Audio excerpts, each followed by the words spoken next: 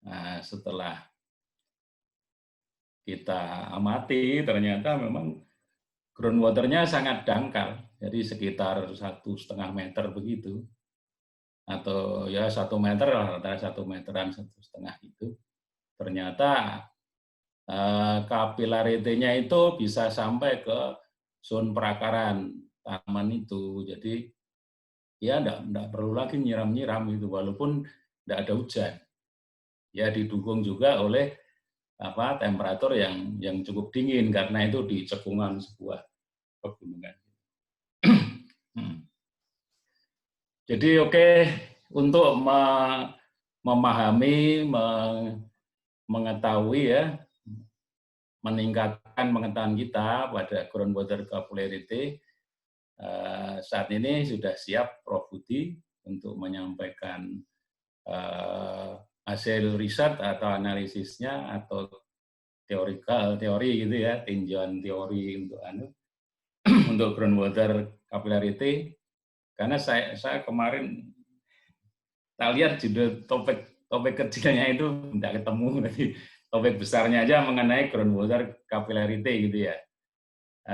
Seperti biasa saya kira silakan saja beliau berdua, Prof. Budi dan Dr. Rudi untuk menyampaikan paparannya, barangkali masing-masing berapa? 20 menit gitu ya, saya kira 20 menit nanti sekaligus kita sambil diskusi, mungkin masih lihat-lihat file lagi begitu supaya lebih jelas diskusi kita.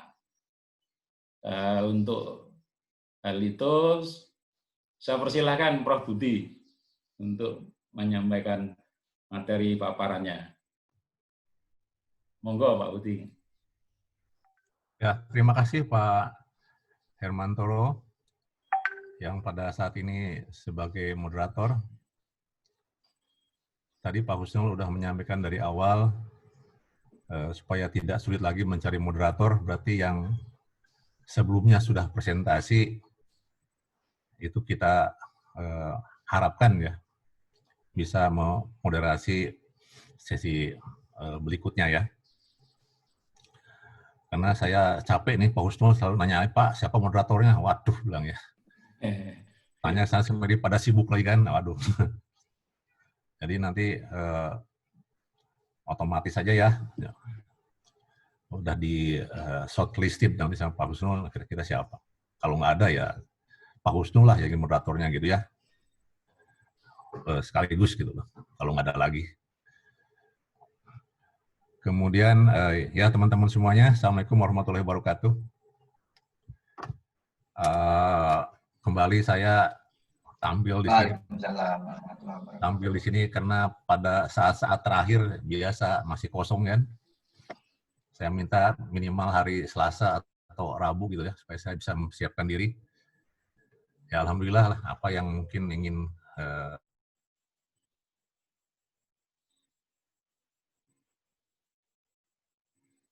di detail nanti.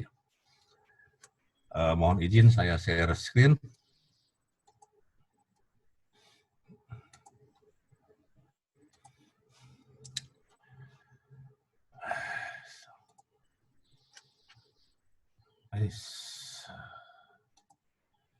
Bisa dilihat ya, bisa diterima ya.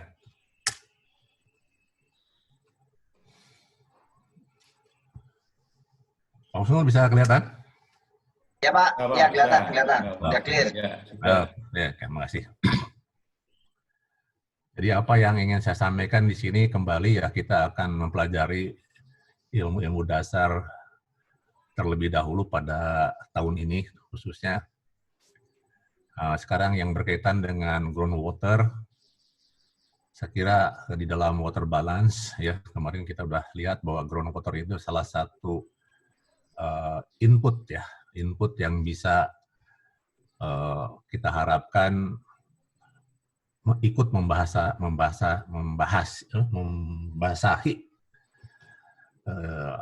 daerah perakaran seperti tadi yang disampaikan Pak Hermantoro ya. Ya.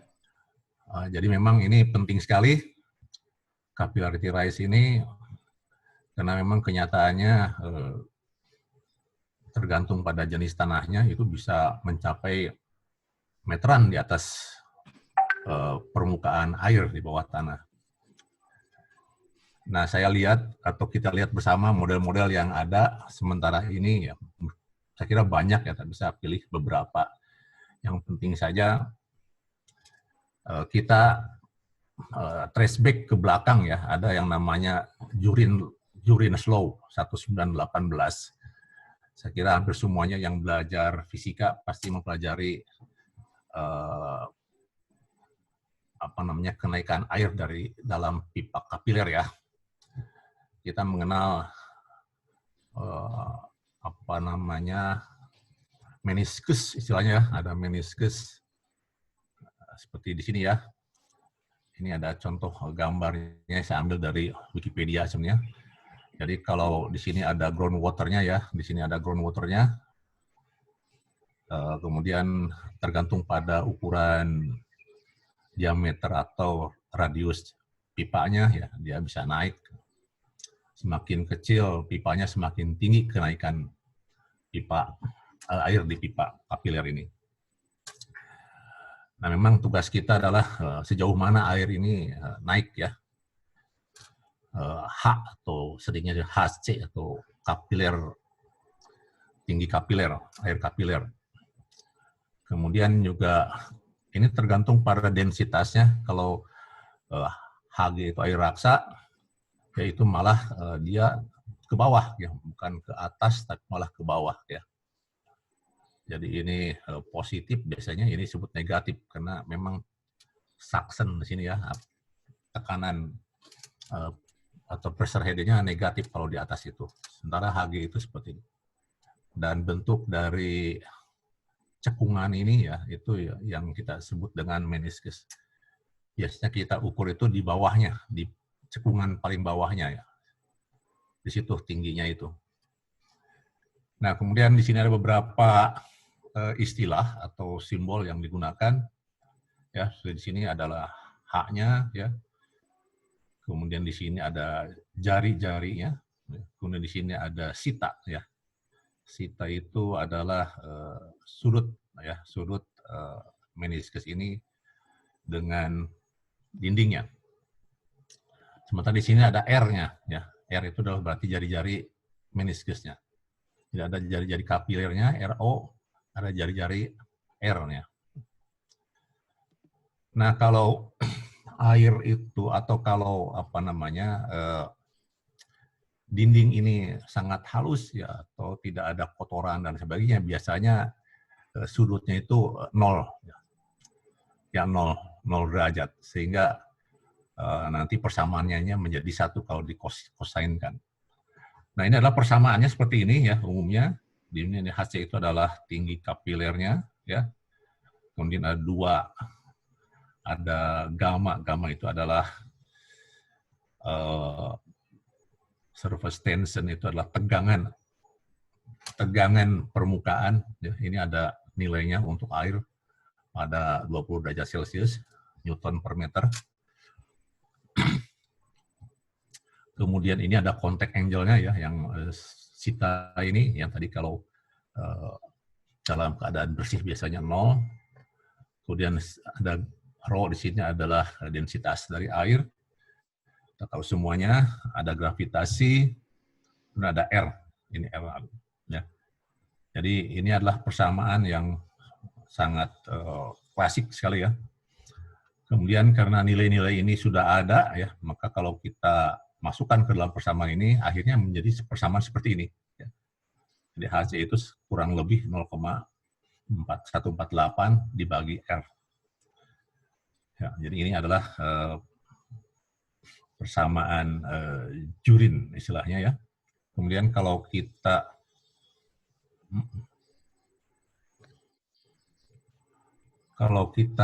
plotkan dalam bentuk grafik, di mana di sini adalah R-nya, maka kita bisa lihat tinggi. Jadi semakin kecil ya, semakin kecil, maka kita lihat di sini semakin tinggi kapilaritasnya.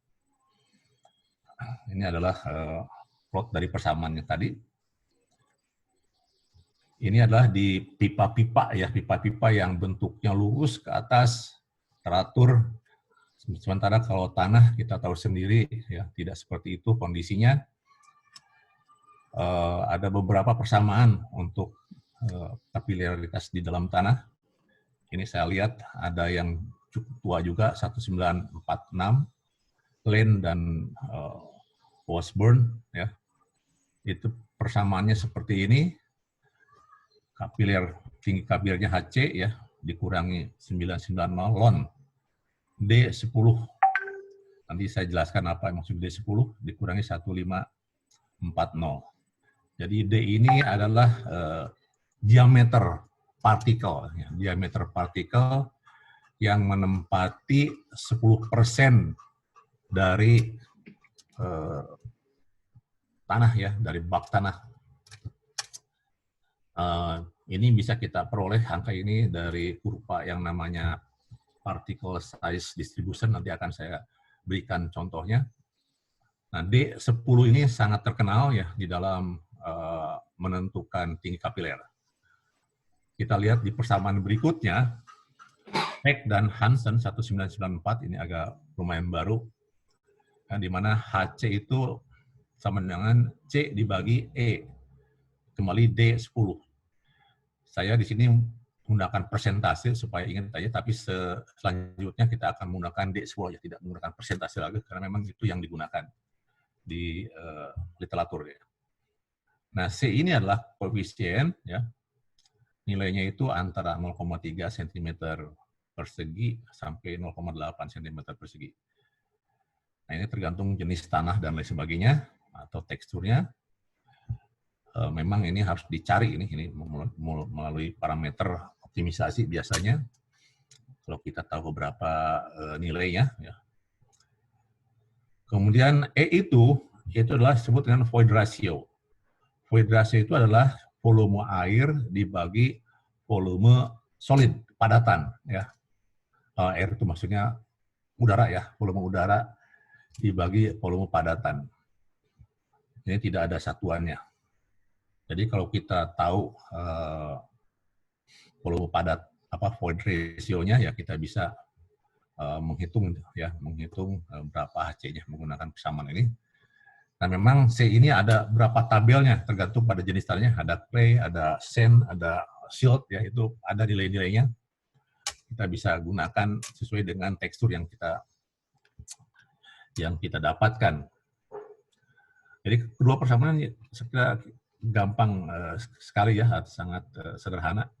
Walaupun sebenarnya kalau kita lihat di tulisan mereka itu penurunannya lumayan cukup rumit juga ya. Kemudian berikutnya ini ada yang namanya Kumar and Malik, ini 1990. Di sini kita lihat persamaannya HC sama dengan HA. HA itu apa? HA itu adalah sebenarnya kalau kita yang sudah pernah mempelajari water retention curve ya atau karakteristik curve, itu ada yang disebut dengan air entry pressure. Ya, itulah HA. Air entry pressure itu artinya ketika air turun dari pori-pori ya atau dari bak tanah itu, dan pada saat itu udara masuk, nah disitulah tekanan udaranya itu ya. Jadi tanahnya sendiri masih dalam kondisi jenuh ya, masih kondisi jenuh, tetapi udah ada tekanan masuk ya. Nah pada saat udara pertama masuk itu disebut dengan air entry pressure. Nanti ini juga saya akan jelaskan dari kurva. Kemudian berikutnya ini adalah R ya, ini capillary radius tadi ya. Ukurannya sangat sekali, makanya di sini unitnya micrometer. Nah kalau kita lihat persamaan ini, H ini penting sekali ya, karena R itu dipangkatkan dan ini kecil sekali, ini hampir tidak ada artinya sebenarnya kalau kita udah mendapatkan nilai HA ini. Ya teman, ini menjadi faktor koreksi ya. Ini juga penting, memang ada dampaknya kalau R itu besar ya, R itu besar. Kalau R-nya kecil mungkin tidak begitu banyak dampaknya. Jadi di sini pentingnya kita mendapatkan ini menarik sekali ya, karena itu udah menggunakan apa yang kita namakan soil water characteristic curve ya, yang biasa diukur di lab. Berikutnya adalah persamaan Johan Lee sebenarnya dan kawan-kawan, ini lebih baru lagi 2018. Saya mendapatkan paper ini dan saya tertarik sekali karena ini sangat komprehensif ya, dan juga menggunakan data dipakai untuk kalibrasi atau untuk verifikasi. Persamaannya sederhana, walaupun sebenarnya untuk menurunkannya cukup kompleks sekali, di mana di sini kita lihat ya, HC itu sama dengan 0,15 dibagi beta RO. Ya. Nah, di dalam tulisan beliau ini bagaimana mendapatkan beta ini dan RO ini ya, dengan menggunakan pendekatan fisika. Ya, kita lihat beta itu memang suatu koefisien yang tergantung pada tekstur tanah dan juga kompaksinya. Ini berkisar antara 21 sampai 26,2 cm pangkat ya, per ya, cm persegi. Sedangkan ini adalah RO-nya ya. Nah, memang tidak mudah mendapatkan beta dan RO ya, tapi ada pendekatan lain yang juga disampaikan oleh Johan Lee dan kawan-kawan ini yang bisa kita ikuti ya, dan memang sudah ada data yang bisa kita jadikan referensi tergantung pada jenis atau tekstur tanahnya. Nah, saudara sekalian atau teman-teman sekalian, berikutnya saya akan sampaikan bagaimana D10 itu ditentukan ya. Kita mengenal particle size distribusi, ini contoh saya ambil juga dari website ya, untuk berbagai macam jenis tanah atau tekstur tanah. Kita lihat di sumbu X-nya adalah particle size, D, di sini D besar, satuannya milimeter. Ya, ini skalanya logaritmik, kemudian ini adalah percentage, finer, jadi sebenarnya akumulasi atau kumulatif ya. Nah, akhirnya satu sampel itu kan ada 100%. Nah, jadi kita lihat di sini untuk tanah yang halus ya, seperti ini bentuknya ya. Kemudian tanah yang agak kasaran dan ini sampai yang kasar seperti bentuknya. Ya, memang bentuknya tidak apa namanya, tidak homogen ya, artinya memang ini sifat alamiah ya, sifat alamiah dari tanah. Nah, kita lihat di sini ada persentasenya ya. Jadi kalau 10% kan di sini ya. Jadi kalau seperti ini, kalau kita tarik garis horizontal maka ketemu ya, di sini adalah D10 untuk tanah yang ini ya, well graded ya. Ya, kita dapatkan nilainya 0,004 ya. Jadilah D10.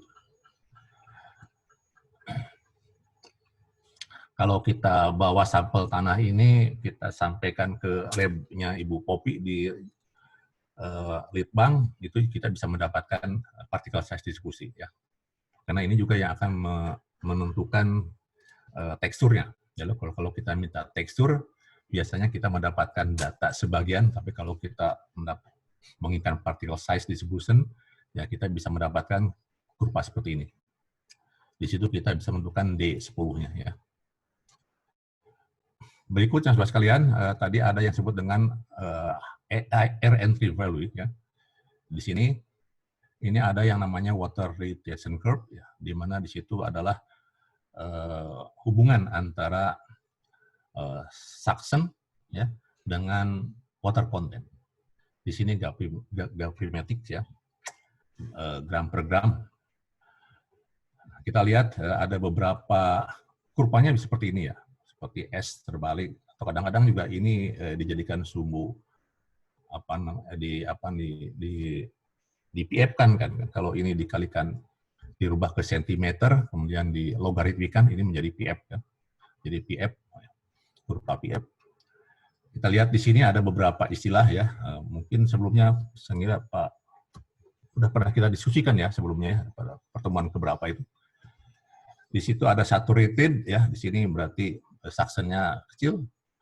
Kemudian ketika suction-nya semakin besar, kadar airnya berkurang sampai suatu saat dia mencapai apa yang disebut dengan residual water content ya.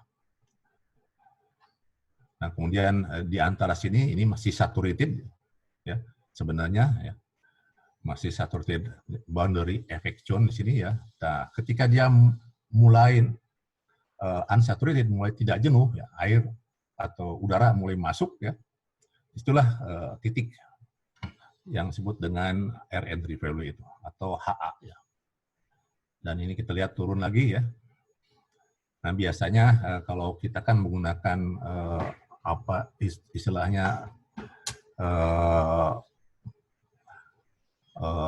fill capacity, kemudian yang permanent melting point kan ya. Nah, biasanya juga kita menggunakan istilah lain untuk menentukan titik-titik ini. Tapi ini adalah yang digunakan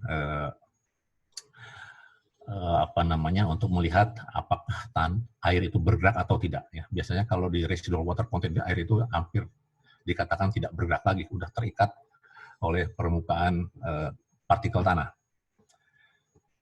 Makanya disebut residual, artinya yang tersisa. Saya kira ini ya HA itu ya. Jadi kalau kita lihat ke persamaan tadi ya, di sini ada HA ya. Inilah yang disebut dengan HA itu. Jadi bisa kita peroleh juga menggunakan eksperimen atau analisis di lab. Berikutnya, ini saya sampaikan aja, mungkin nanti bisa dilihat, ini kurang jelas, tetapi intinya ada data yang cukup bagus sekali ya dari Yuhan Lee itu ya. Ini adalah teksturnya clay dan lain sebagainya sampai ke yang kasar, sand ya. Kemudian ada void ratio-nya, ada D10-nya, ada R-nya, ada HA-nya, ya, dan juga ada HC-nya. Jadi ini berdasarkan pada eksperimen di lab. Kemudian dari situ bisa diperoleh berapa betanya, berapa C-nya, ya.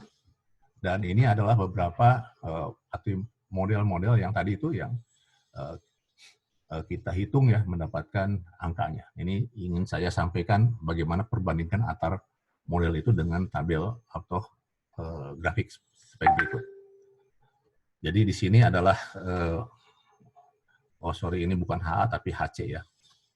HC dengan model. Jadi kalau ini adalah garis satu-satunya ya. Satu-satunya kita lihat model yang pertama ini adalah Last and Washburn. Kita lihat ini ada di atas garis ini. Ini istilahnya overestimated ya. Dengan R-nya kalau dari kumpulnya bagus ya, tetapi RMSE-nya sangat tinggi sekali ya. Jadi ini kurang begitu akurat dibandingkan dengan model yang berikutnya. Ini adalah Peck and Hansen. R-nya kecil ya, tapi RMS-nya lebih kecil lagi. Ya, ini adalah Peck and Hansen, tapi tetap aja ini kurang bagus juga ya, karena ini masih di bawah, jauh di bawah garis. Sementara model berikutnya adalah Kumar and Malik ya, ini cukup bagus karena ini hampir berkumpul di garis lurus ini.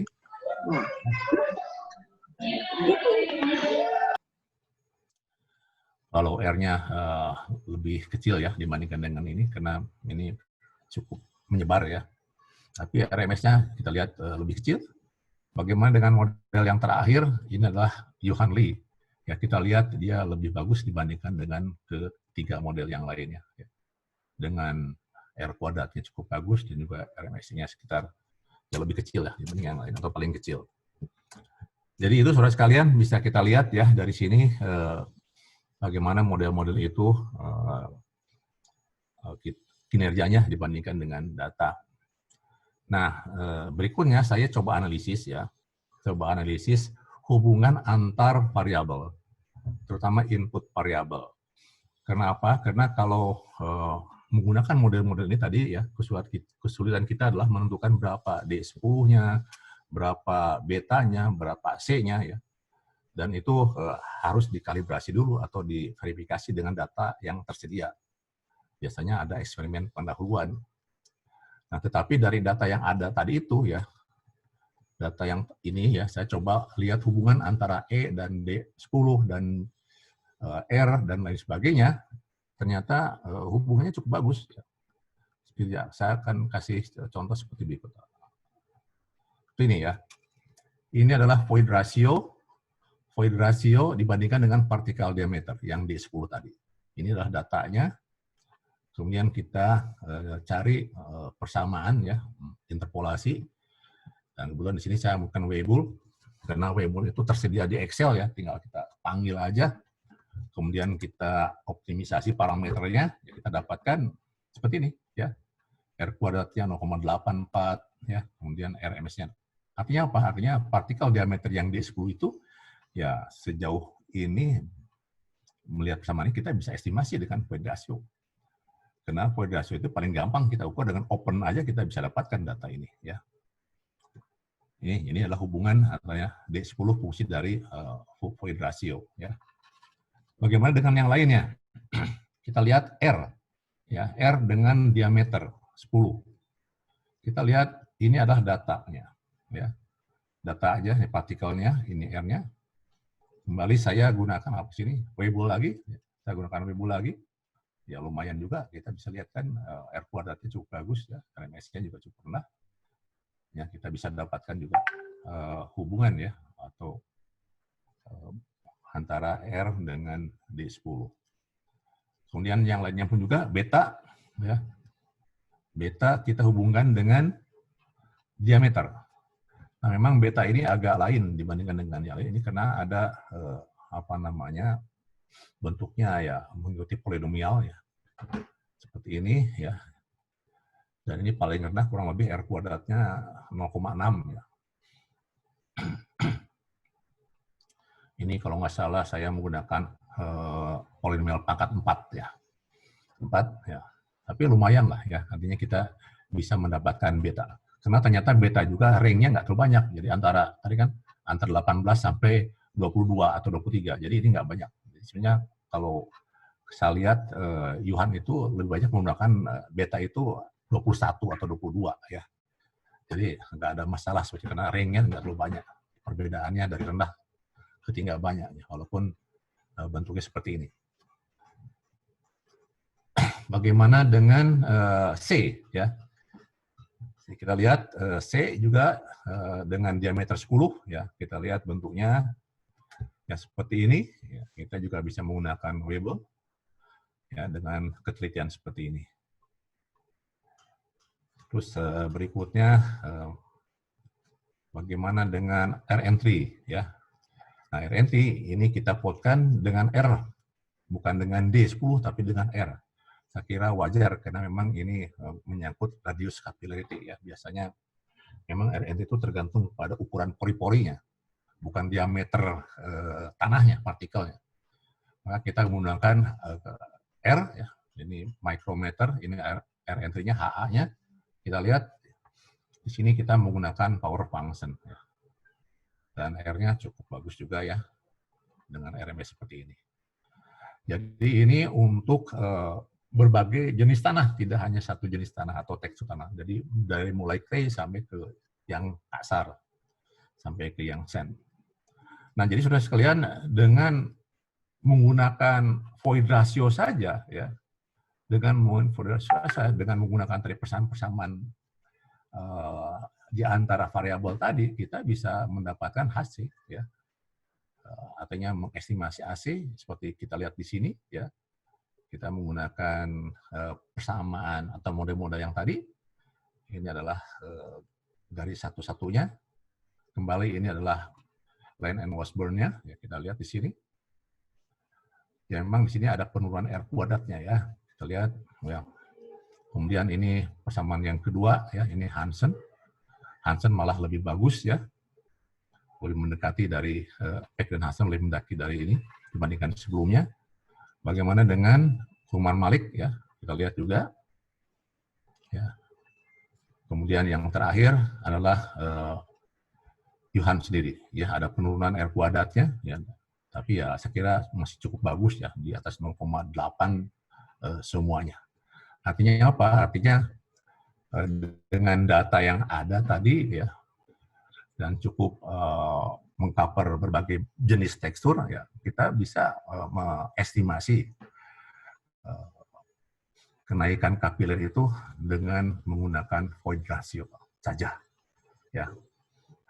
Saya kira itu teman-teman sekalian ya yang bisa kita dapatkan sementara ini.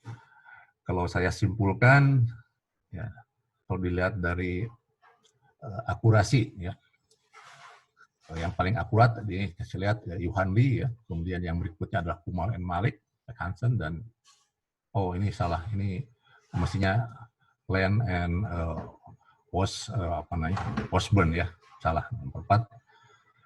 Nah, kemudian yang terakhir bahwa tinggi kapilaritas ini ya kita bisa estimasi dengan menggunakan data void ratio saja, ya. Yang lainnya itu dihitung. Yang lainnya itulah D10, R, B, dan juga C, ya. Saya kira itu Pak Hermantoro, ya.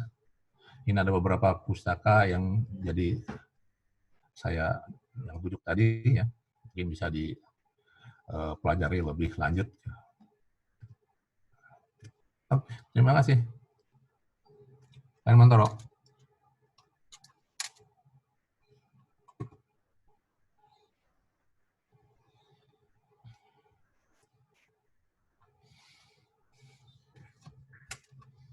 Pak Moderator,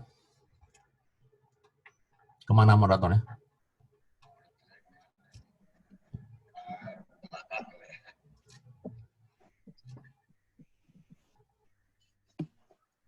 Halo, ya terima kasih sekali Pak Budi. Tadi masih mood.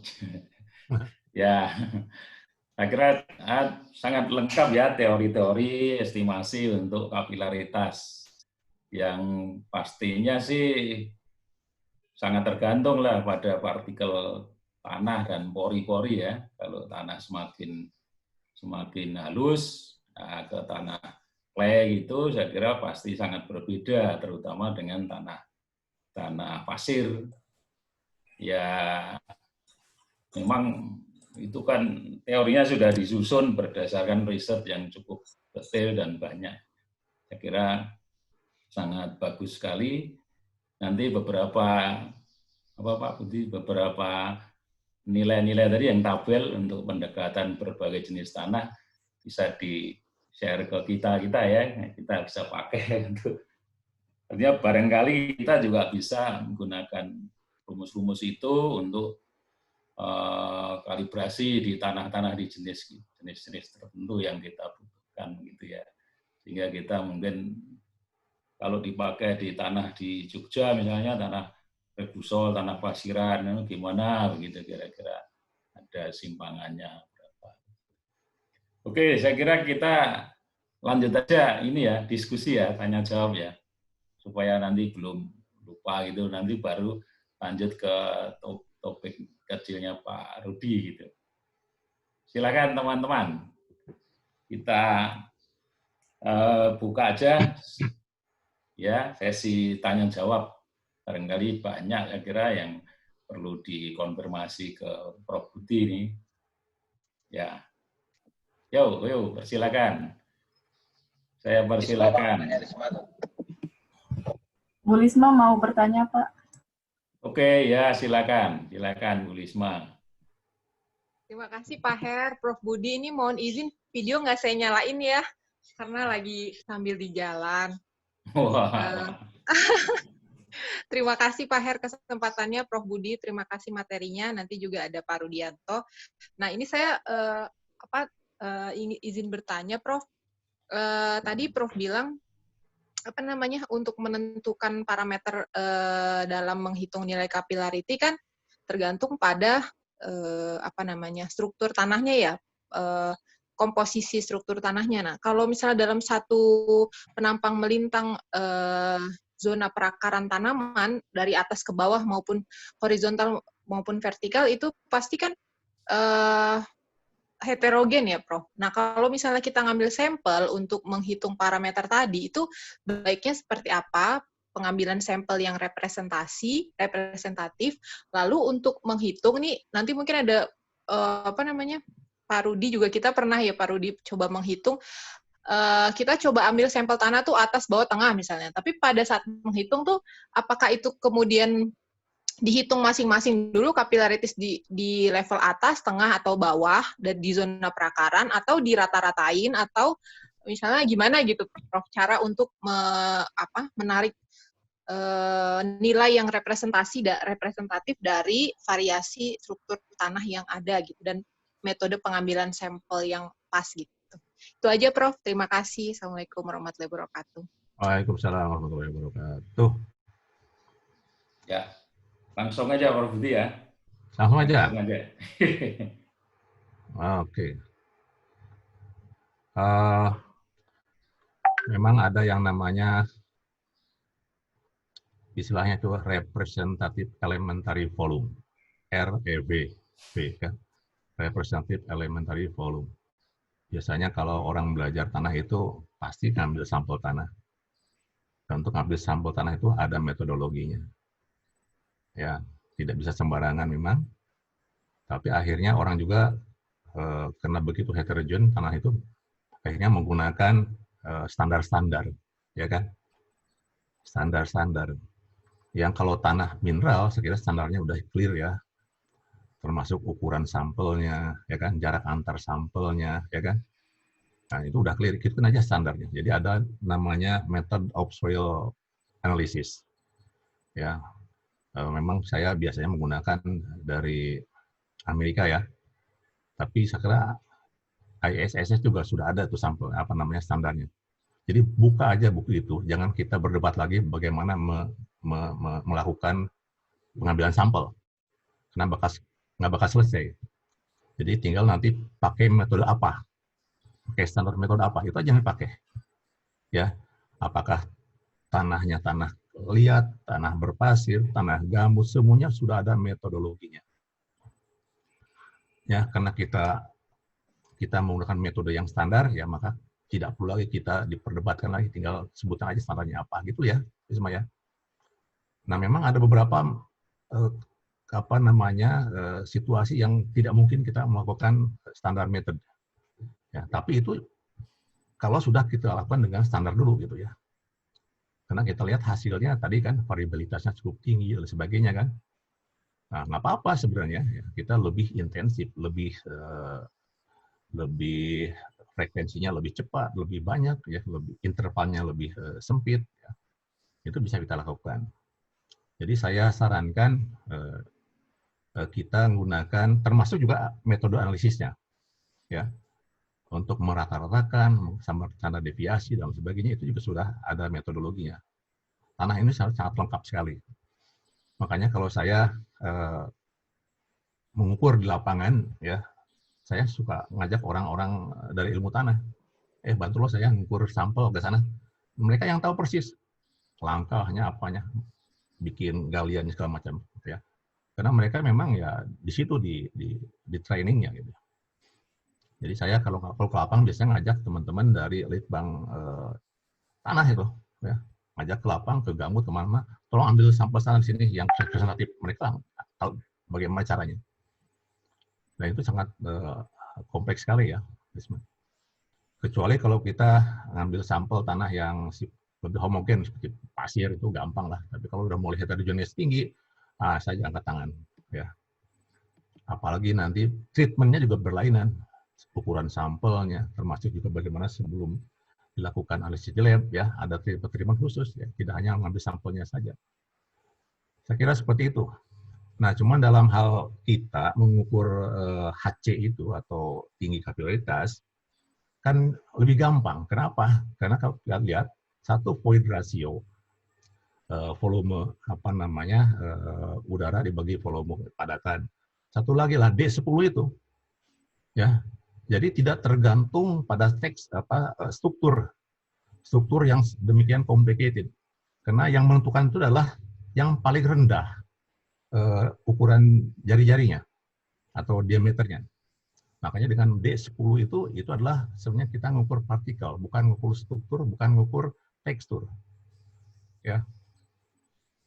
Jadi yang menentukan tinggi rendahnya itu adalah tekstur atau partikel yang paling kecil, atau radius yang paling kecil. Itu saya kira, ya. Jadi bagaimanapun juga strukturnya ya di lapangan toh yang akan menentukan adalah yang D10 tadi itu, 10%-nya itu. Ya. Bukan yang besar loh, yang paling kecil. Ya. Jadi itu lebih banyak ke tekstur dan juga partikelnya. Saya kira itu ya. Ya, Prof. Terima kasih banyak, Prof. Ya. Oh, makasih Pak Budi. Sudah sangat jelas Lisma ya. Jelas, Pak. Ismail pergi terus nih. Aku sekampus itu jarang ketemu. Oke, silakan teman-teman yang lain. Teman yang lain, kalau ada itu boleh di chat atau gimana sebentar.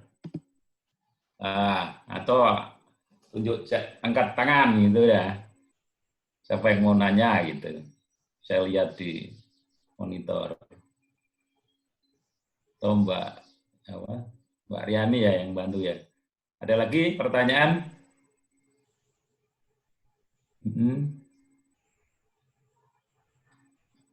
Ya. Oke, kalau belum ada, kita sambil mungkin masih merenungi dulu, gitu ya. Merenung dulu, mengamati dulu, barangkali nanti timbul tanya. Pak, kita bisa lanjut ke ini ya, ke Pak Rudi ya. Kita lanjut ke Pak Rudi. Halo, Pak Rudi. Halo. Ya. Oke, lanjut ke ke Pak Rudi untuk presentasi. Nah, saya itu share dulu. materinya ya.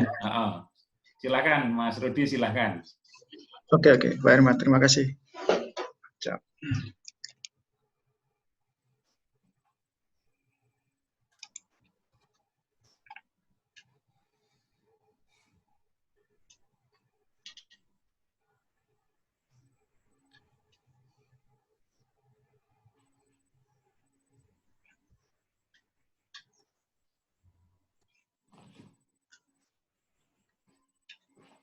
Ya, Pak Rudi baru siap-siap nih. Siap ya. Yuk. Saya share dulu, siap. Ya. Oke, boleh kelihatan? Bentar, belum, masih proses. Yo, ya oke, sudah muncul, sudah kelihatan. Oke, lanjut Ruth. Oke ya, bismillahirrahmanirrahim. Saya coba perkenalkan diri saya. Nama saya Rudianto, boleh dipanggil Rudi. Sekarang saya bekerja di program crop science ya, sains tanaman, ilmu tanaman di Fakultas Perikanan dan ilmu pangan ya, sains makanan di University Malaysia Trengganu. Jadi pada kali ini saya akan coba sedikit share mengenai capillarize. Ya. Saya akan coba gunakan steady state flow approach ya, untuk analisis capillarize ini. Oke. Nah, ini tempat bekerja saya ya. Dari Kuala Lumpur 1 jam. Jadi di pantai Trengganu. Laut Cina Selatan. Oke, ini kalau jalan darat sekitar 7 jam. Komputer saya nanti problem. Kelihatan kan? Lambat. Kadang hang. Oke, tak apa gini aja. Oke. Ini konten, jadi saya coba beberapa item di sini. Yang pertama introduction, kemudian tujuan. Saya nanti akan coba explain sedikit theoretical approach ya, yang akan saya gunakan di sini. Kemudian bagaimana menyelesaikan persamaan tersebut ya secara numerik, dan kita coba buat di makro Excel. Kemudian kita akan coba demonstrasikan beberapa case ya, dan yang terakhir kesimpulan. Oke, ini introduction ya. Nah, ini gambar ini menunjukkan apa ini? Ada tanaman, ada tanah, ada air ya. Jadi hubungan tanah dan air dan tanaman. Jadi di mana posisi capillarize itu dia di bagian sini ya. Di sini ada root zone, ada groundwater. Jadi dia prosesnya terjadi di antara groundwater dengan root zone. Sebenarnya ada dua proses di sini ya, capillarize dengan drainage. Ya. Nah ini tergantung arahnya. Ya. Prosesnya terjadi di areal tadi antara root zone dengan groundwater. Jadi kalau capillarize ini dia arah aliran air ke atas ya, upward flow. Kemudian kalau drainage itu dia alirannya ke bawah. Jadi tergantung kalau musim kemarau ya, di atas lebih kering, jadi air akan mengalir dari bawah ke atas. Jadi proses tersebut kita sebut sebagai capillarize. Kemudian sebaliknya kalau ada misalkan hujan ya, infiltrasi, kemudian airnya turun, jadi bergerak ke bawah menuju groundwater, maka proses tersebut disebut sebagai drainage. Jadi dia tergantung arah kemana arah aliran air, plus minus. Jadi prosesnya sama ya. Oke.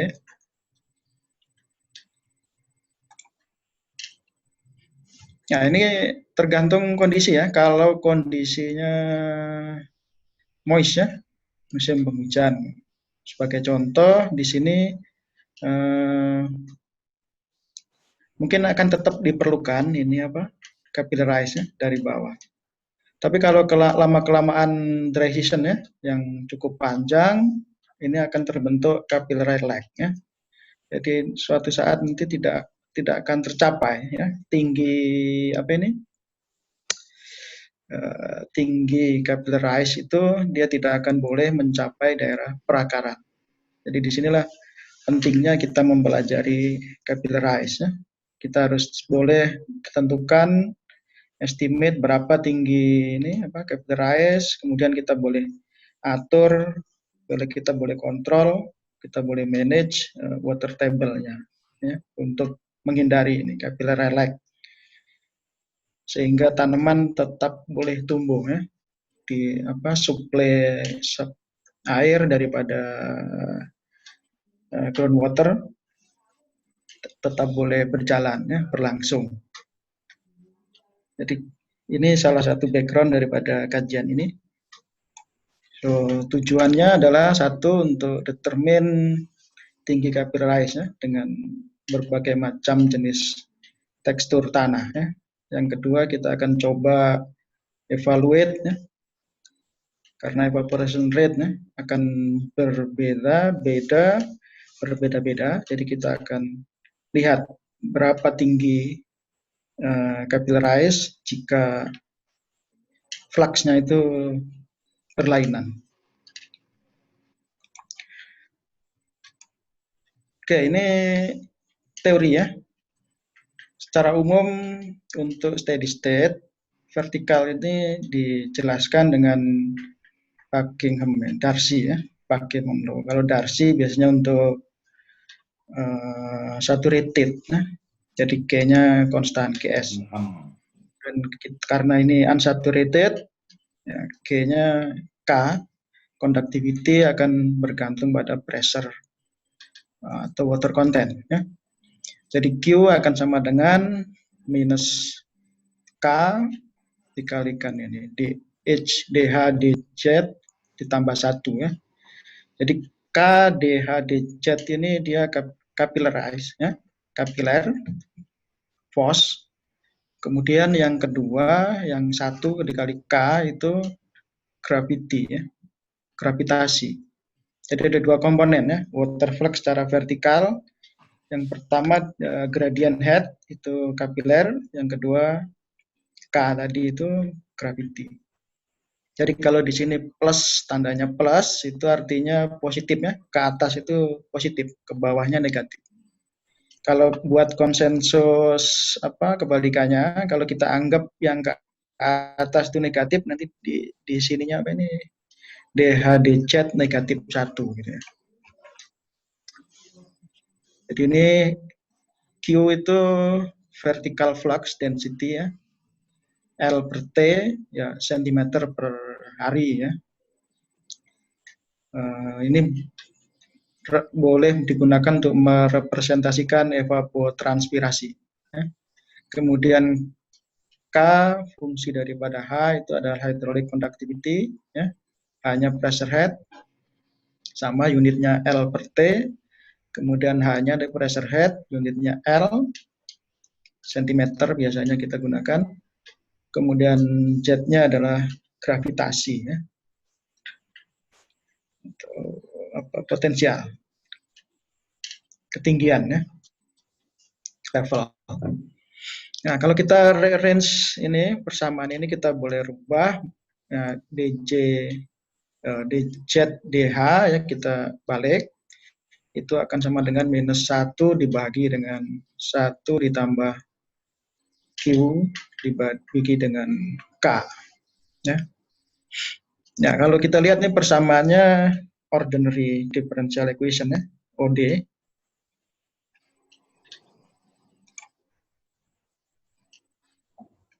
Nah, untuk menghitung pressure head distribution, di sini adalah hubungan antara level Z, ketinggian, dengan pressure head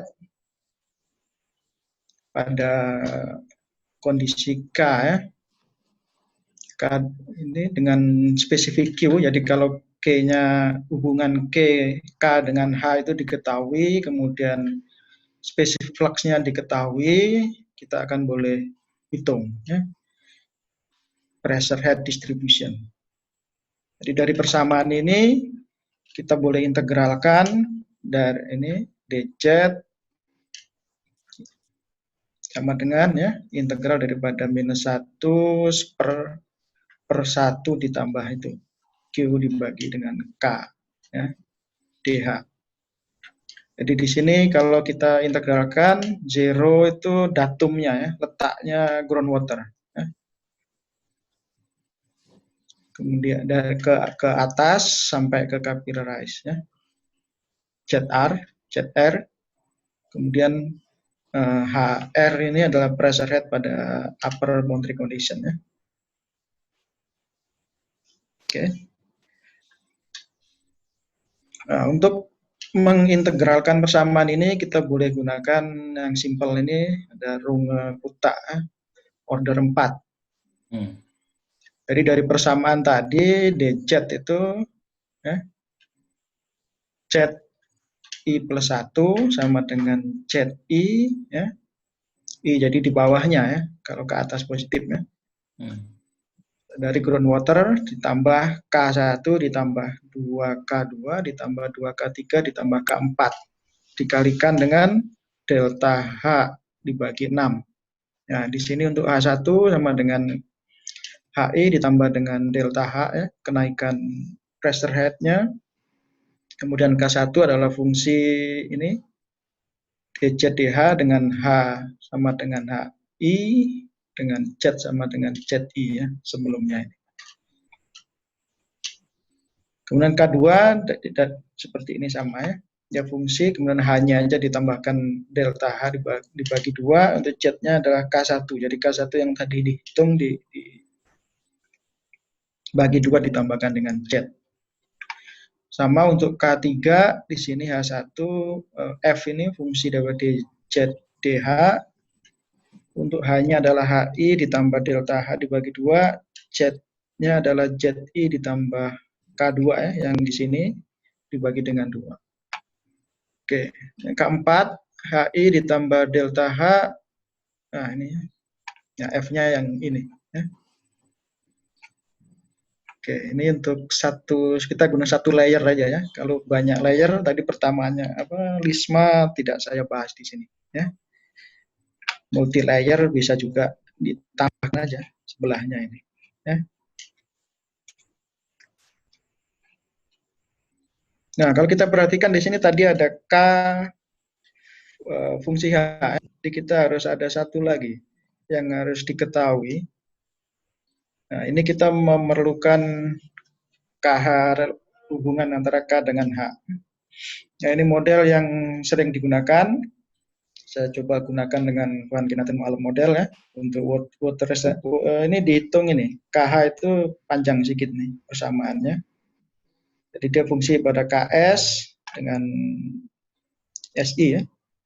SE. Nah, SE ini dihitung daripada ini ya. SE function of H. Ya.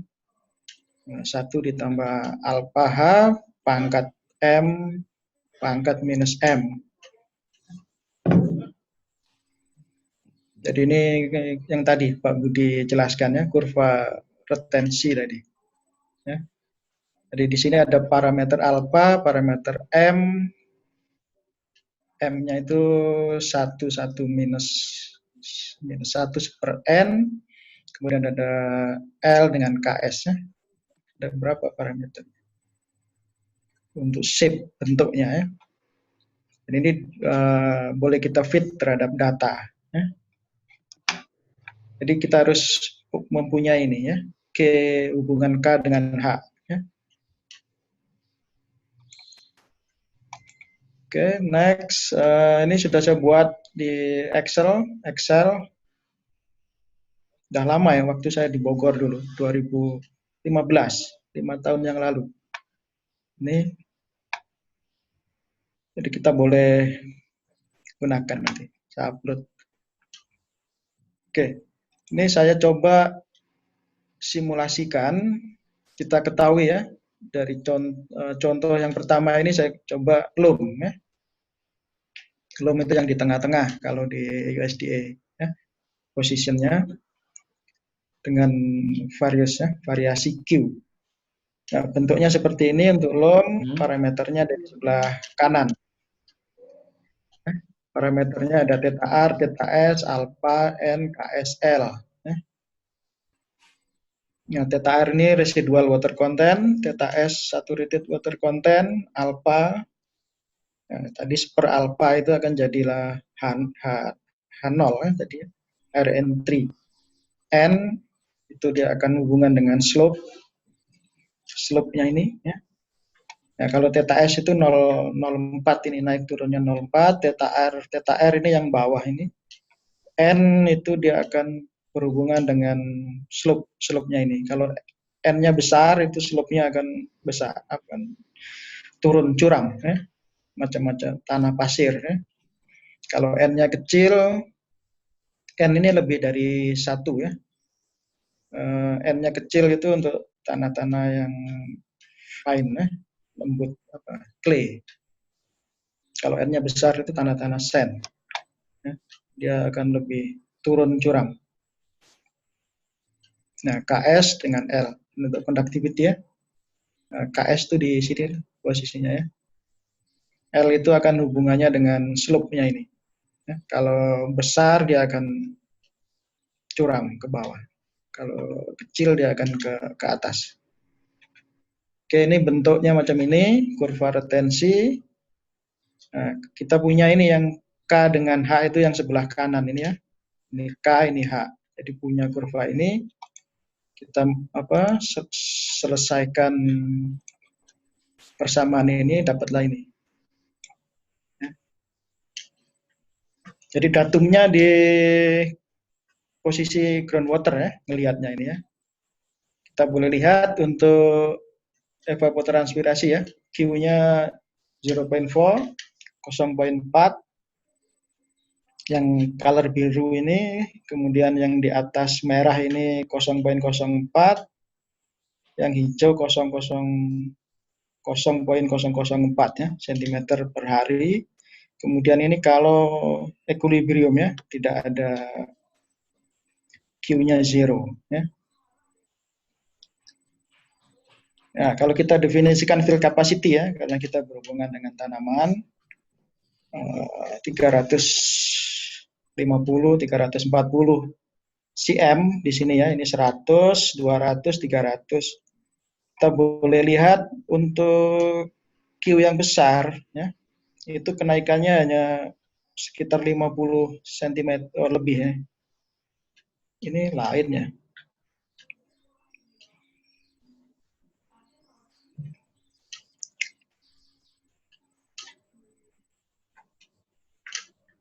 Ini lain gambarnya ini kelihatannya kanan dengan kiri. Ya. Harusnya sama ini posisinya ya. Nanti saya cek lagi ketinggiannya kenapa ini. Mungkin saya rubah tanahnya ini ya. Ini harus sama posisinya. Ya. Kalau ini 100 loom itu mungkin yang ini yang betul. Ya. 150-an ya. Akan apa? Jadi kenaikan air itu boleh mencapai 150-an ya, untuk Q0.4.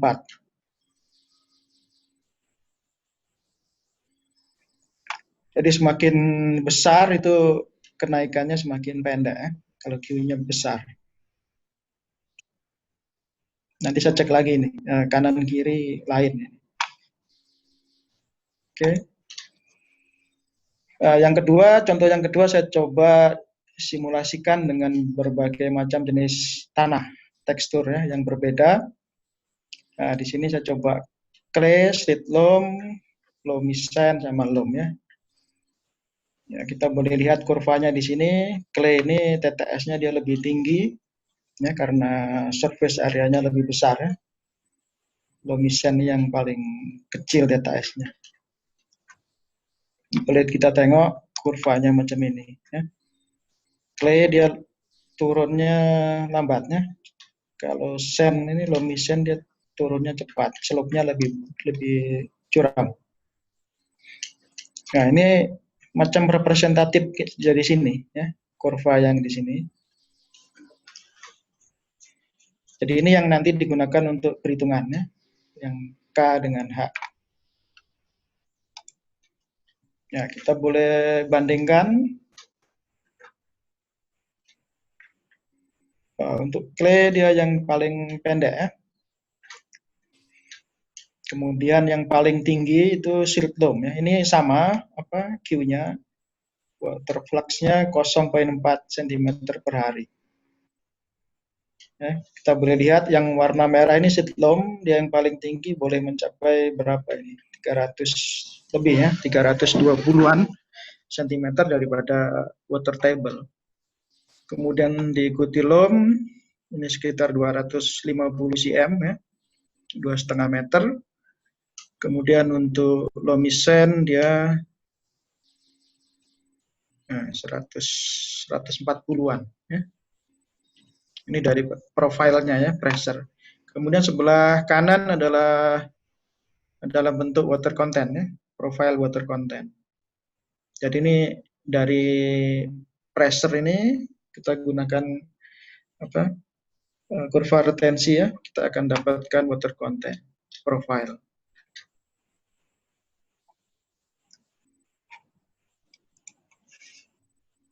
Oke, ini contoh yang ketiga, saya coba simulasikan dengan lebih banyak lagi ya, tadi 4, saya coba 12. Ya. Jadi 1 poin mewakili 1 tekstur. Ya. Jadi kita ambil ya, di tengah-tengahnya, representatif. Ya. Kemudian setelah kita ketahui teksturnya, kita gunakan ini Rosetta ya, untuk estimate ini pengkhianatan parameter ya. Jadi kalau kita boleh input sand berapa persen, silt berapa persen, clay berapa persen, mempredik kita akan dapatkan ini ya, theta R, theta S, alpha, N, KS. Ya, nilai ini kita boleh dapatkan untuk semua poin ini, ada 12. Ya. Kemudian kita boleh hitung masing-masing sini. Ya. Kita boleh lihat, jadi sama seperti tadi ya, tapi ini banyak titik supaya saya boleh buat kontur. Ya. Nah, untuk yang paling tinggi ini tanah-tanah yang silt ya, yang di sini. Yang paling rendah, jadi semakin ke sana semakin rendah ya. Sand di sini, clay yang rendah tadi ya. Tuh. Jadi ini saya definisikan tinggi jet air itu sampai pressure head 350, ketinggian yang diperlukan tanaman. Oke, ini mungkin slide terakhir. Jadi tinggi capillarize ini sangat tergantung kepada tekstur tanah ya, dan evaporation Q tadi, Q rate. And then sheet loam, sheet soil ini mempunyai capillarize ya, yang paling tinggi, kemudian clay ini yang paling rendah. Tadi kita juga boleh buat kontur ya, capillarize dengan 12 ya, tekstur soil ya, dalam USDA ya, soil texture classification. Oke, terima kasih. Jadi kalau ada discuss boleh email saya ini. Nanti saya akan coba upload lah material ini di share ya. Oke, terima kasih Pak Herman. Saya kembalikan ke moderator.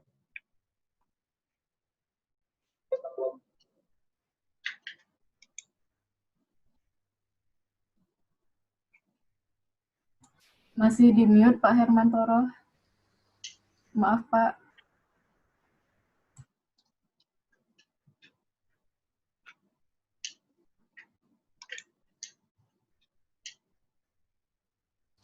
Pak Hermantoro masih mute itu. Nggak ada yang dengar. Tak mute lah. Tadi soalnya ada suara bising di luar masuk. Saya mute. Oke. Terima kasih Mas Rudi. Terima kasih. Ya, makasih. Kita lanjut ya. Barangkali ada yang respon, mau minta penjelasan ke Mas Rudi, begitu ya. Kita lanjut tanya jawab. Siapa yang mau? Halo, ya Mas Eko ya. Mohon izin mungkin, ya Pak. Ya, silakan. Matur nuwun. Assalamualaikum warahmatullahi wabarakatuh. Terima kasih. Waalaikumsalam warahmatullahi wabarakatuh. Mungkin ini mungkin kami mohon pendapat atau katakanlah mungkin saran atau masukan dari Pak Profesor Budi Indra maupun Pak Dr. Rudi tadi tentang fenomena kapilarisasi ya, kapilarisasi ini. Saya mohon izin membayangkan bahwa kemungkinan ini proses fenomena kapilarisasi ini ada kaitannya dengan misalnya kalau kita membangun infrastruktur, katakanlah misalnya ya reservoir ataupun nanti saluran ataupun apa yang berhubungan dengan infrastruktur termasuk infrastruktur sumber daya air, apakah kapilarisasi ini nanti juga harus diperhitungkan semacam ada gaya ke atas kayak kayak angkat kayak floating sehingga artinya bahwa ini akan merupakan suatu fenomena yang harus diperhatikan dalam rangka membangun sarana atau membangun infrastruktur sehingga harus diperhitungkan fenomena kapilaritas. Mungkin kami hanya mendapat kayak ke atas ini ya, kayak ke atas sehingga proses pembangunan ini menjadi lebih stabil. Gitu. Terima kasih demikian yang mungkin yang bisa saya saya ingin mohon. Terima kasih. Assalamualaikum warahmatullahi wabarakatuh. Waalaikumsalam. Monggo. Ya, mungkin Pak Budi juga ya, ke Pak Budi. Ya, betul Bapak. Pak Budi silakan diberi tanggapan begitu tentang pertanyaan Pak Eko ya. Mungkin perlu diperhitungkankah kalau kita membuat bangunan air gitu ya, atau bangunan yang lain kan? Ya. Lain. Ya. Prasarana lah. Pak Budi. Ya. Ya, terima kasih Pak Profesor Eko ya pertanyaannya dan juga mungkin konsep kita bersama ya. Kalau saya Pak Eko ya, publikasi yang saya rujuk itu di tulisan-tulisan tadi itu semuanya dari civil engineer.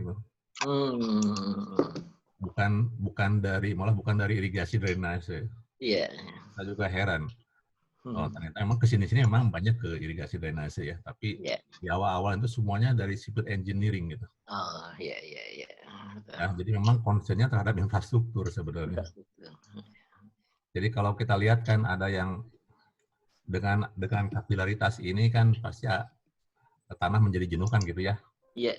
yang di atas water table itu. Hmm. Dengan adanya air di dalam pori-pori itu kan ada namanya pore water pressure ya. Iya.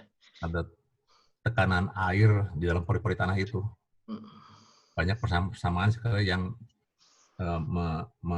menduga sejauh mana efeknya terhadap daya dukung tanah. Hmm. Ada tulisan lagi yang saya mungkin ingin share juga nanti, tapi mungkin bukan di sini. Artinya di sini kan masih pendahuluan ya, bukan advance-nya. Itu menyangkut dengan compressibility dari tanah, termasuk konsistensi dari tanah. Ya, jadi memang ketika kita ingin membangun satu infrastruktur di atas tanah, di samping kita juga menguji geotekniknya ya. Iya. Kita juga harus melihat sejauh mana jaraknya terhadap water table. Karena kan jaraknya itu bisa meteran. Kalau saya lihat ada sampai 5 meter loh. Oh. Ya. Bisa rugi ya sampai 3 meteran itu. Pengaruhnya itu Pak ya, pengaruh. Semakin padat tanahnya, semakin teksturnya semakin halus seperti liat, semakin tinggi. Tapi kita kan mengabaikan karena pasti prosesnya lama, karena permeabilitasnya kan rendah. Iya. Ya, pasti rendah. Mungkin mungkin berapa lama dia naiknya ya. Tapi kan kita nggak tahu 5 tahun, 10 tahun yang akan datang. Bisa jadi sampai ke permukaan tanah. Iya. Dengan pelan-pelan tadi itu. Iya. Disitulah efeknya. Makanya salah satunya adalah dengan cara membuat lapisan kedap. Fondasi itu kan tujuan membuat kedap. Iya. Fondasi itu kan memutus hubungan itu. Memutus perjalanan dari pergerakan kapiler itu. Oke. Nah, kapiler itu memang bisa diputus dengan kedap, bisa berbagai bentuk, bisa dari semen ya, bisa dari geomembran kan. Jadi itu penting sih, apalagi kalau groundwaternya dangkal gitu. Saya kira kita bisa saksikan ya di lahan gambut terutama. Ya. Karena memang sangat rendah sekali water table-nya, banyak bangunan-bangunan yang memang tidak bisa stabil. Iya, betul. Saya kira memang betul Pak. Kalau saya lihat yang paling banyak dipikirkan artinya itu memang di teknik sipil, terutama di geoteknik. Pengaruhnya itu. Siap. Kalau kita di irigasi malah senang gitu. Tadi Pak Herman nggak? Kering, ada air naik kan? Sumber air. Betul ya. Iya. Jangan lupa kita juga kan bikin bangunan irigasi, bikin bangunan hidrolika di situ. Iya. Di satu saat kita butuh air untuk tanaman, satu saat kita agak butuh air naik dari permukaan tanah itu. Iya. Di atasnya ada bangunan air yang dekat tanah, namanya pintu-pintu air atau weir ya, yang dekat-dekat dengan lahan gitu. Itu mengganggu gitu. Siap. Ya, saya kira itu Pak. Betul ya. Terima kasih Pak. Terima kasih. Ya. Terima kasih Pak Budi. Barangkali Mas Rudi punya pengalaman terkait dengan konstruksi tadi. Kalau konstruksi mungkin saya tak ada Pak. Tapi memang water table ini penting ini. Pernah berapa tahun lalu itu kedalaman water table di Gambut kan ada undang-undangnya itu. Nah, mungkin harus dianalisis ya. Kan pro kontra itu. Kalau terlalu dekat memang, tapi tanaman tak boleh tumbuh. Dekat surface. Kalau terlalu dalam nanti kebakaran macam-macam, kekeringan tuh. Keringan. Ya, jadi mungkin perlu, ini kan baru saya coba, jadi mungkin ke depannya propertiesnya tanah gambut, mungkin ya. Itu yang kan diregulasi sempat pro kontra 40, 80, 60 dari permukaan. Itu mungkin perlu analisis. Perlu analisis. Ya, makasih Pak Rudi. Tadi kan prosesnya ini Pak ya, kapiler dengan drainage. Kalau structure itu kan memang dibuang ya, kali jalan-jalan apa itu kan drainase. Jadi perlawanan ya. Kapiler yang ke atas kalau ya. Oke, mungkin kalau structure berhubungan dengan seepage kali ya. Pembuangan air, drainase. Mendrain ya Pak ya, mendrain supaya tidak juga.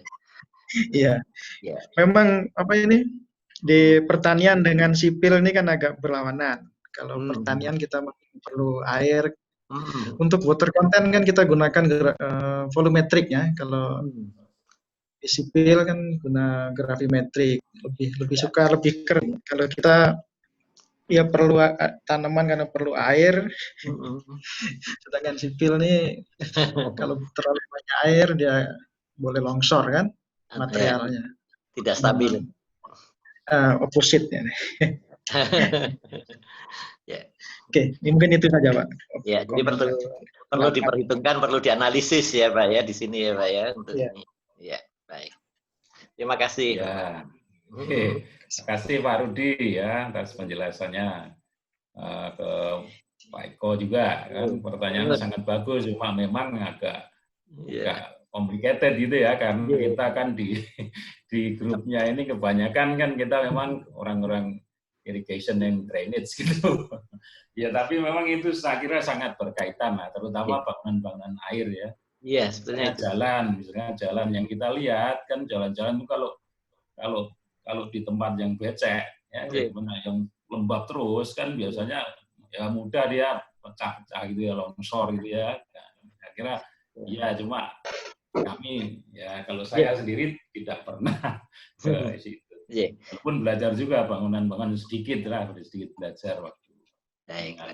Mungkin ada teman lain yang mau bertanya atau konfirmasi.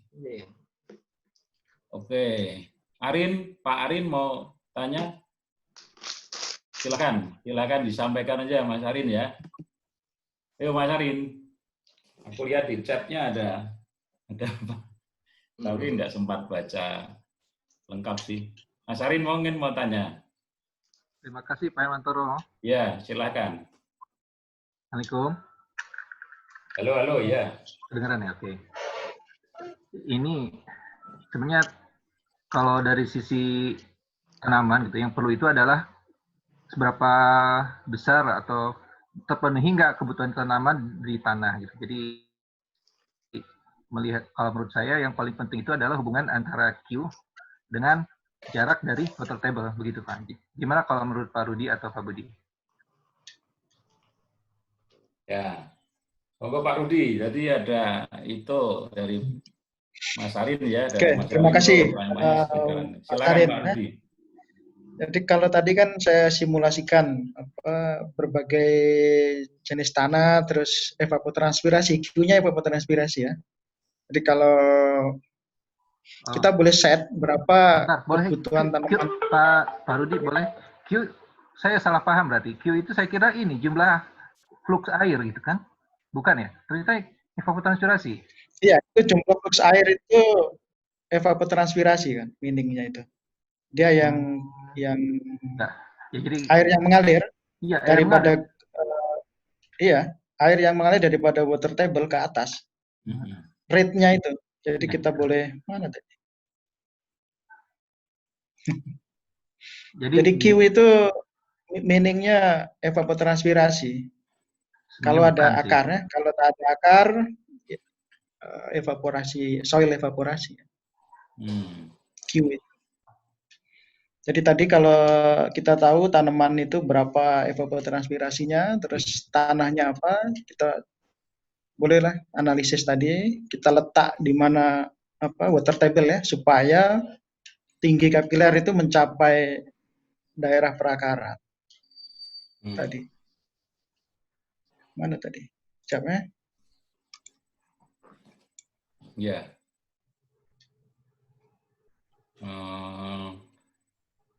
Sebentar. Ya, Pak Rudi mau tayangkan nanti. Kita tunggu. Ya, Q ini persamaan Q adalah evapotranspirasi ya, meaningnya itu. Kalau di sini sebutnya vertical flux ya. Itu evapotranspirasi. Jadi kalau ngelihat ini mana tadi? Nah, ini kan ada kalau belum nampak Pak Rudi. Slide-nya belum. Loading. Jadi kalau kita di sini kan saya kasih contoh 0,4 ya, atau 4 mm per hari kebutuhan. Biasanya tanaman sekitar segitu ya. Jadi kita setting ya, nilainya ini berapa? Katakanlah 4 mm per hari ya. Nah, kalau ini kan jenis tanah ini lain-lain ya. Inilah posisi water table yang dia boleh mengalirkan air sebesar 4 mm per hari ke daerah perakaran. Jadi 0, 0-nya itu posisi groundwater table ya. Jadi ngelihatnya dari datumnya itu. Jadi kalau tanah clay di sini sekitar 50 cm ya. Kalau punya seed loam dia bisa lebih tinggi ya. Jadi posisi di bawah sampai 3,5 meter ya. Itu dia boleh suplai air sebesar 4 mm per hari gitu. Ini saya asumsikan karena field capacity ya sebagai referensi yang pressure-nya untuk yang atas. Nih, jadi kita boleh main-mainkan di sini. Nah, di kurva ini untuk kasus tadi 4 mm per hari. Jadi ini posisi water table ke daerah perakaran ya. Dari sini kita boleh lihat dari kontur ini ya. Itu hubungan dengan tanamannya, evapotranspirasi.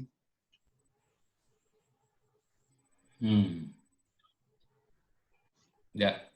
Oke. Makasih Pak Rudi. Gimana? Oke. Ya, untuk sebenarnya masih belum bisa dicerna masih belum ini ya. Karena gini, maksudnya jadi ya, kalau dari diskusi lain lagi. Boleh ya. Ya. Jadi kalau misalkan di tanah itu saya tanami yang evaporasinya tinggi, berarti kapilaritasnya juga lebih tinggi, begitu? Betul kan? Betul ya?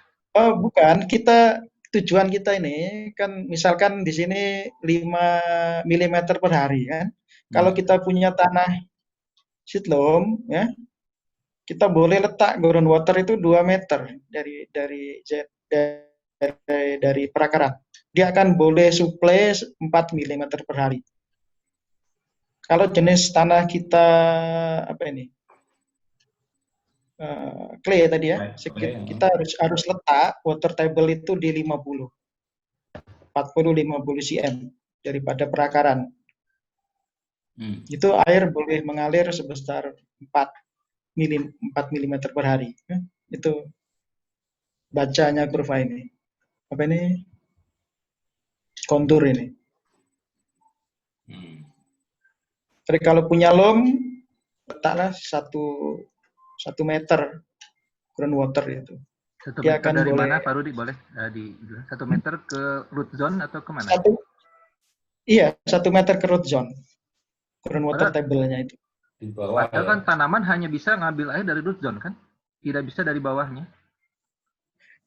Iya, ini capillary itu dari groundwater ke root zone. Dia boleh suplai, dia kan kalau capillary itu tadi di awal kan ngalir ke atasnya. Jadi kalau air kapiler dia lebih besar daripada gravity tadi ya, dia akan ngalir ke atas. Nah, kalau punya loam, letakkan itu groundwater itu sekitar 1 meter daripada daerah perakaran.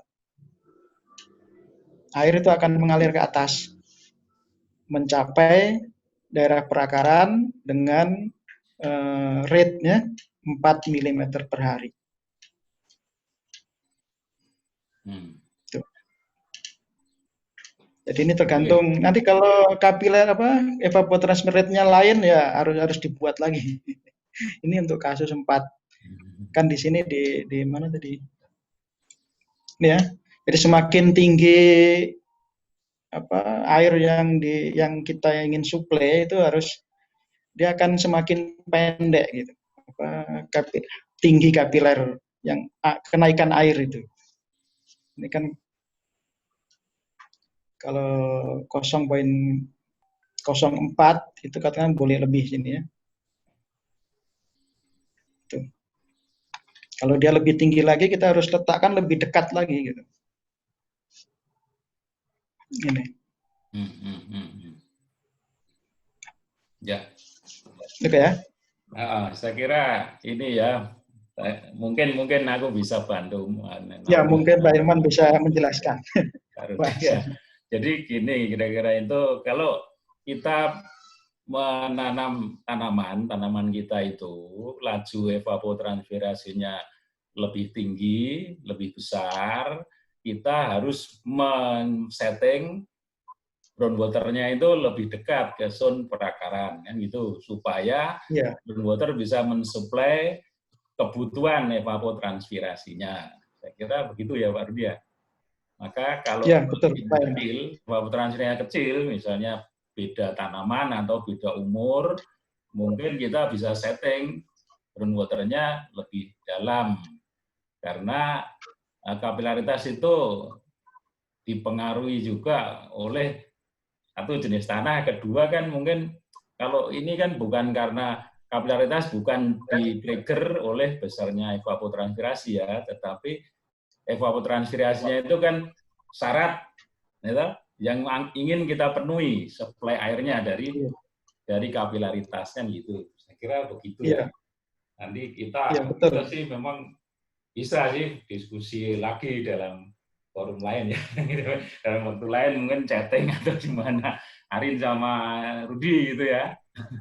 Sebenarnya cukup Pak. Gitu, kalau sebenarnya cukup Pak, sudah dipenuhi juga. Hanya cukup, kan cukup Pak. Hanya kalau dari sisi tanaman berarti yang dipenuhi itu adalah di root zone kan.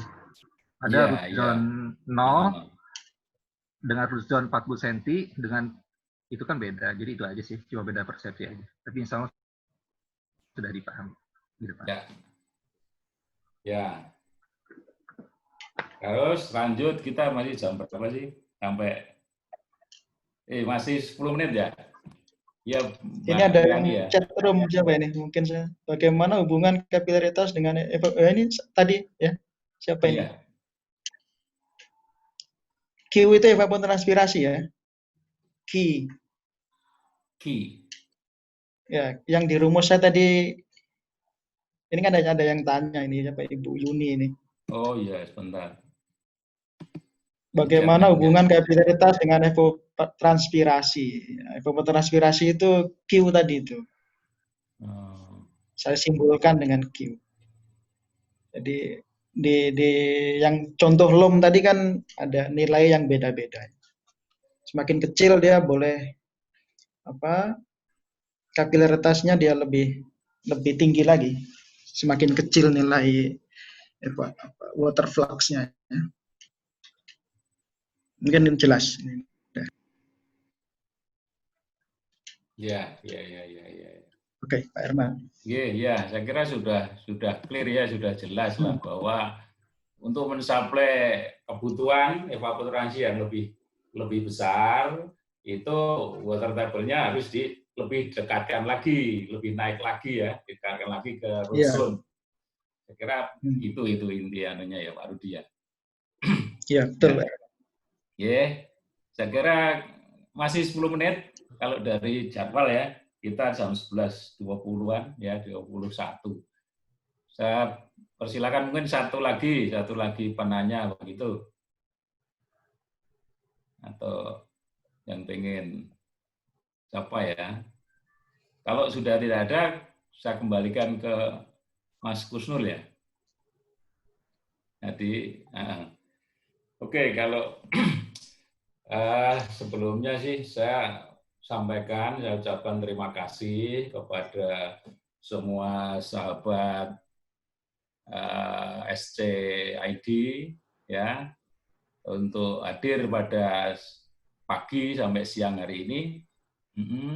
Kemudian lebih juga ke Prof. Budi yang sudah sampaikan paparannya, sangat inspiratif, sangat menginspirasi kita. Nanti beberapa tabel, angka-angka variabel tadi ya yang digunakan mungkin kami harapkan bisa di-share ke kita gunakan sebagai referensi.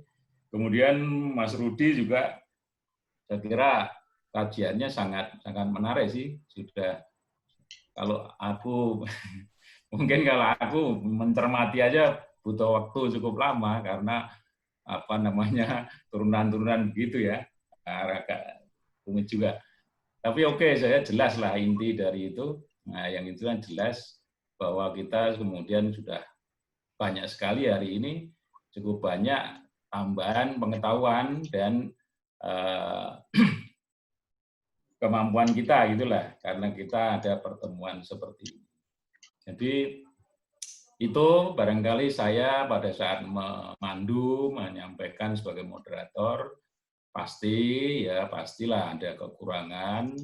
Saya sampaikan mohon maaf ya pada semuanya. Selamat siang. Wassalamualaikum warahmatullahi wabarakatuh. Waalaikumsalam. Serahkan ke Mas Kusnul ya. Enggak, silakan. Baik. Terima kasih Pak Hermantoro sudah memandu acara ini. Saya kira tadi cukup menarik diskusinya ya. Kemudian terima kasih juga oleh pada Profesor Budi dan Pak Rudi.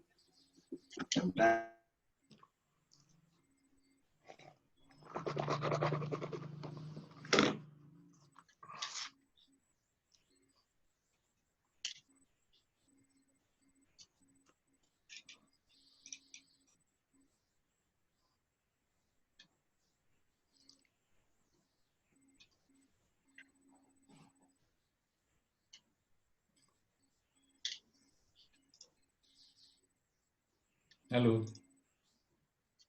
Putus seperti ini, Pak. Halo, oh.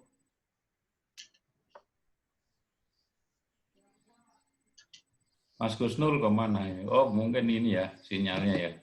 Iya, Pak, putus. Iya, putus ya. Maaf nih. Halo, saya kedengaran nggak? Ya, ayo dengar lagi, muncul lagi. Baik, terima kasih. Ini mohon maaf tadi ada interrupt ya jaringan. Jadi sekarang alhamdulillah sudah bisa gabung lagi. Terima kasih kepada Pak Hermantoro, Pak Prof. Budi dan Pak Rudi sudah berbagi.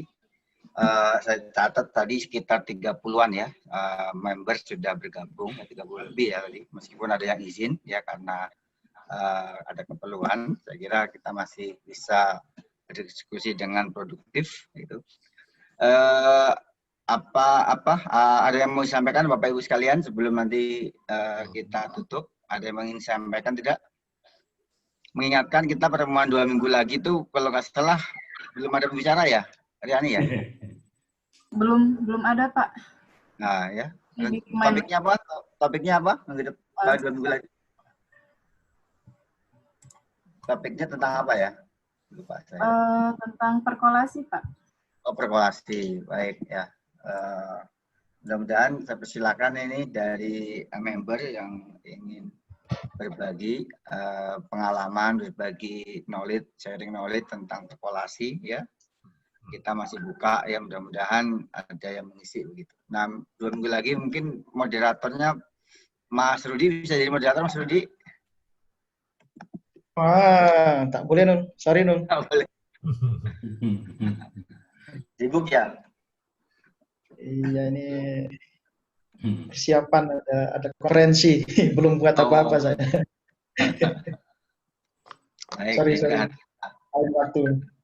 ya, terima kasih. Oke, nanti kita cari ini apa moderatornya, pembicaranya ini ya. Baik, saya kira ini apa itu yang bisa saya sampaikan. Sudah 11:30 sesuai dengan jadwal kita. Ada yang mau sampaikan?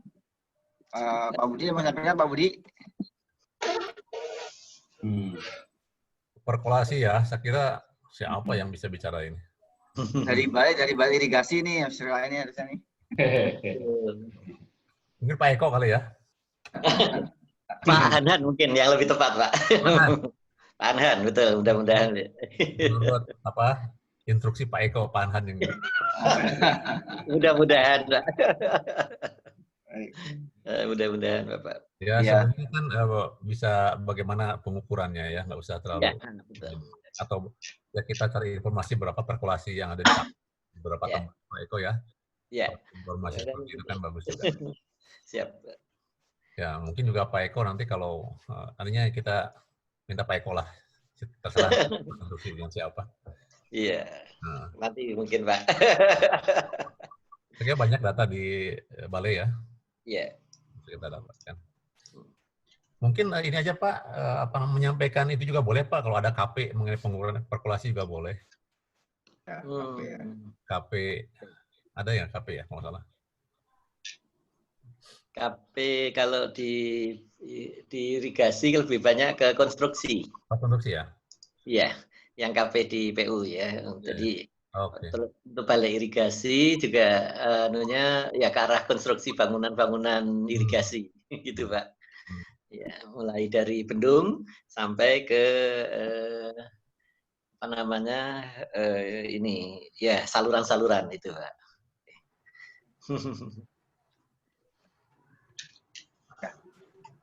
Mumpung ada semuanya di sini kan bisa, itu Arin juga bisa presentasi tuh Alin. Ya nih Pak Arin, Pak Arin. Ya, tetap Pak Arin lah Propten juga. Arin, ya oke. Kalau perkolasi nggak bisa Pak. Sipet juga nggak bisa. Hah? Sipet, perkolasi, sipait nggak bisa Pak. Oh gitu.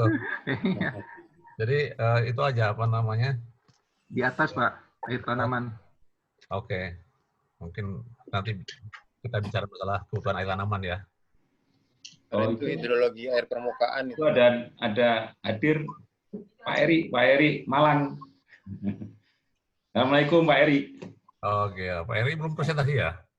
Ya Pak Eri itu tapi udah jadi moderator kan? Saya jadi moderator aja Pak Budi. Siap jadi moderator Pak. Presentasi dulu katanya. Oh gitu Pak. Kalau perkolasi saya tidak tidak begitu banyak penelitian di sana. Tapi kalau jadi moderator, insya Allah bisa Pak. Ya biar ketemu, biar silaturahmi gitu. Ya nanti berikutnya Pak Eri moderator baiklah. Ya Pak Eri siap. Prof Budi. Yep. Assalamualaikum. Ini Edward juga ada. Boleh nggak kalau kita coba mengundang Pak Tino dulu, dia penelitiannya tentang perkolasi gitu. Boleh. Nanti coba saya hubungi Pak Tino. Oh, belum masuk dia ya? Iya, belum. Nah, boleh dia mau jadi profesor apa enggak gitu? Dia kan penelitiannya dulu waktu dokternya kan perkolasi dan sipage. Tapi sekarang saya coba dulu. WhatsApp-nya beliau postingnya itu terus apa namanya? Politik terus. Iya. Yeah. Mungkin karena belum ada partner aja kan. Coba ya. Itu kan angkatan saya juga belum mulai. Iya. Tolong diundang aja Pak. Iya, coba dicari dulu. Oke, Pak Tino udahlah perkolasi Pak Han atau Pak Eko ya, Pak Han ya. Pak Han nanti Pak. Ya nanti the last minute boleh lah nanti saya buka lagi buku kan. Oke. Tapi ternyata menarik juga loh belajar. Saya juga ternyata banyak informasi baru gitu. Ya, dapat beberapa. Ternyata banyak artinya penelitian di bidang kita itu ya banyak sekali.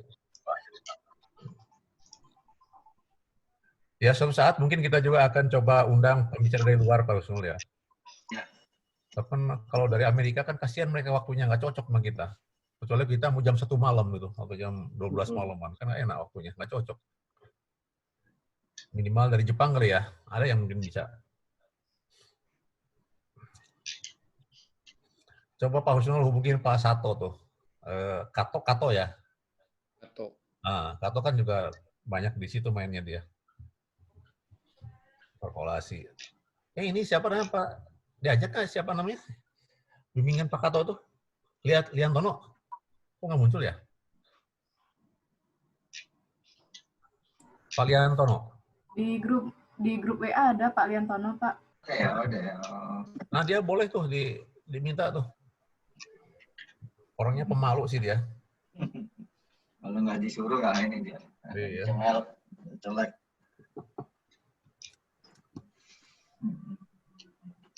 Oke, ya. Baik, terima kasih Pak Budi. Sudah ada minimal sudah ada moderator lah ya.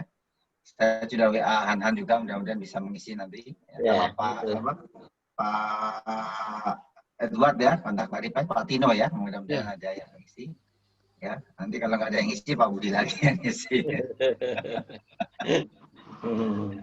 Saya kira terima kasih banyak semuanya atas partisipasi, atas sharingnya, ya atas kehadirannya. Mudah-mudahan bisa bermanfaat untuk kita semua. Bagi yang belum absen tadi silakan absen. Mbak Riani sudah ngasih link ya. Ya kita akan kumpulkan ini sudah berapa? Sudah ke-8 ya, bisa ini lagi Mbak Riani bisa buat apa sertifikat lagi ya, sertifikatkan setiap 4 kali ya, 4 kali pertemuan. Mungkin 1 kali pertemuan lagi lah nanti kita buatkan sertifikat kehadiran. Baik, terima kasih banyak Bapak Ibu sekalian. Mudah-mudahan kita diberikan kesehatan selalu ya, dan kita bisa menjaga kesehatan kita, tentu memperhatikan protokol kesehatan. Dan kita bisa berjumpa lagi 2 minggu lagi ya untuk memeriahkan atau untuk ya